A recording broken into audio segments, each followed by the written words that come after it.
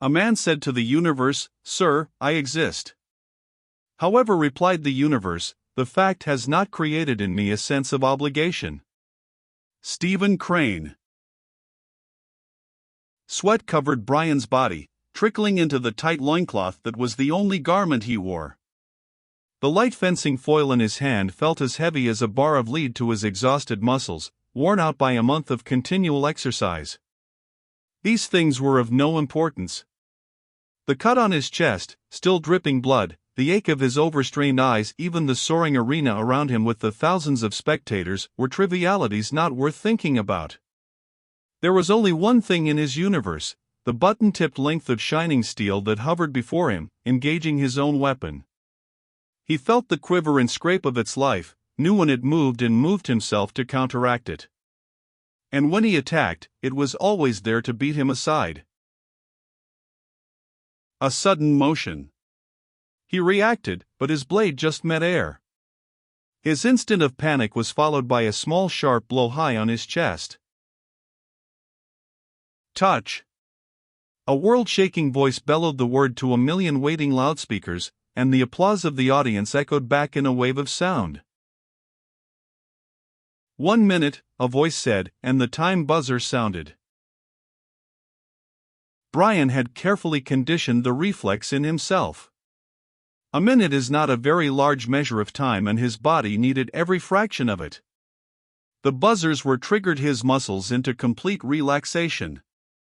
Only his heart and lungs worked on at a strong, measured rate. His eyes closed, and he was only distantly aware of his handlers catching him as he fell, carrying him to his bench.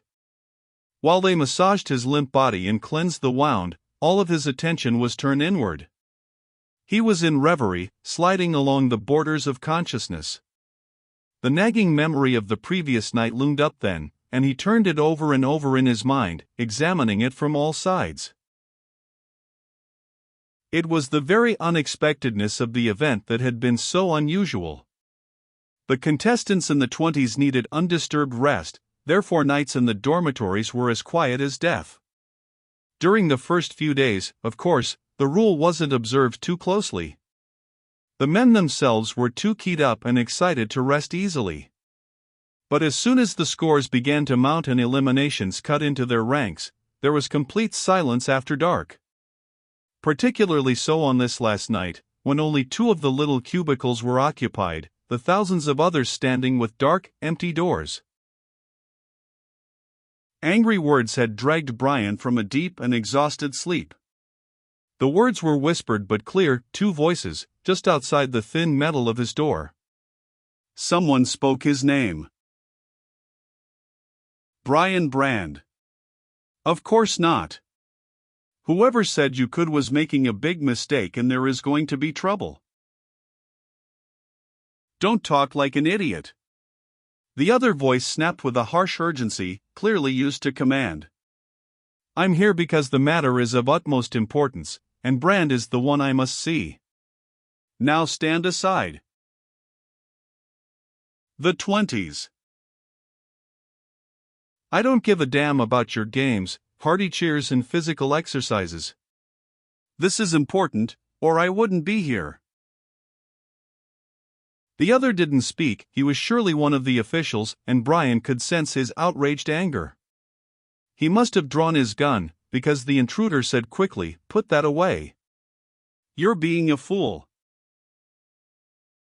Out, was the single snarled word of the response. There was silence then, and, still wondering, Brian was once more asleep. 10 seconds. The voice chopped away Brian's memories, and he let awareness seep back into his body. He was unhappily conscious of his total exhaustion. The month of continuous mental and physical combat had taken its toll.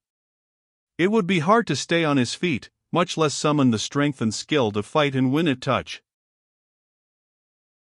"How do we stand?" he asked the handler who was kneading his aching muscles. 4-4. All you need is a touch to win. That's all he needs too, Brian grunted, opening his eyes to look at the wiry length of the man at the other end of the long mat. No one who had reached the finals in the 20s could possibly be a weak opponent, but this one, Irolg, was the pick of the lot. A red-haired mountain of a man, with an apparently inexhaustible store of energy. That was really all that counted now. There could be little art in this last and final round of fencing. Just thrust and parry, and victory to the stronger. Brian closed his eyes again and knew the moment he had been hoping to avoid had arrived. Every man who entered the 20s had his own training tricks. Brian had a few individual ones that had helped him so far. He was a moderately strong chess player, but he had moved to quick victory in the chess rounds by playing incredibly unorthodox games. This was no accident, but the result of years of work. He had a standing order with off-planet agents for archaic chess books, the older the better. He had memorized thousands of these ancient games in openings. This was allowed. Anything was allowed that didn't involve drugs or machines. Self-hypnosis was an accepted tool. It had taken Brian over 2 years to find a way to tap the sources of hysterical strength. Common as the phenomenon seemed to be in the textbooks, it proved impossible to duplicate. There appeared to be an immediate association with the death trauma, as if the two were inextricably linked into one. Berserkers and juramentados continue to fight and kill though carved by scores of mortal wounds. Men with bullets in the heart or brain fight on, though already clinically dead. Death seemed an inescapable part of this kind of strength. But there was another type that could easily be brought about in any deep trance, hypnotic rigidity. The strength that enables someone in a trance to hold his body stiff and unsupported except at 2 points, the head and heels. This is physically impossible when conscious. Working with this as a clue, Brian had developed a self-hypnotic technique that allowed him to tap this reservoir of unknown strength, the source of second wind, the survival strength that made the difference between life and death. It could also kill, exhaust the body beyond hope of recovery, particularly when in a weakened condition as his was now. But that wasn't important. Others had died before during the 20s, and death during the last round was in some ways easier than defeat. Breathing deeply, Brian softly spoke the auto-hypnotic phrases that triggered the process. Fatigue fell softly from him, as did all sensations of heat, cold and pain. He could feel with acute sensitivity, hear, and see clearly when he opened his eyes. With each passing second the power drew at the basic reserves of life, draining it from his body.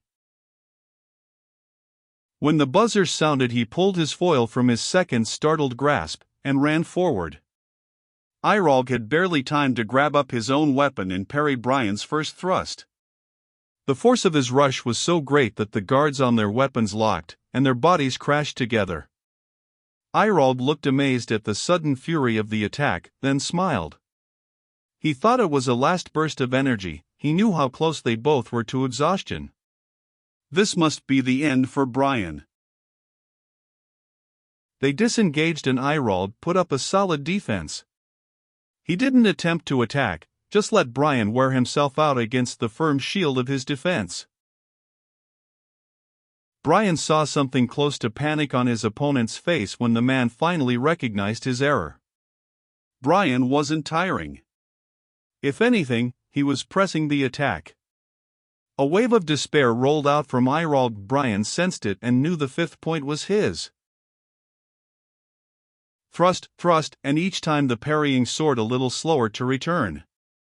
Then the powerful twist that thrust it aside. In and under the guard. The slap of the button on flesh and the arc of steel that reached out and ended on Irolg's chest over his heart. Waves of sound, cheering and screaming, lapped against Brian's private world, but he was only remotely aware of their existence. Irolg dropped his foil and tried to shake Brian's hand, but his legs suddenly gave way. Brian had an arm around him, holding him up, walking towards the rushing handlers. Then Irolg was gone and he waved off his own men, walking slowly by himself. Except that something was wrong and it was like walking through warm glue. Walking on his knees. No, not walking, falling. At last. He was able to let go and fall.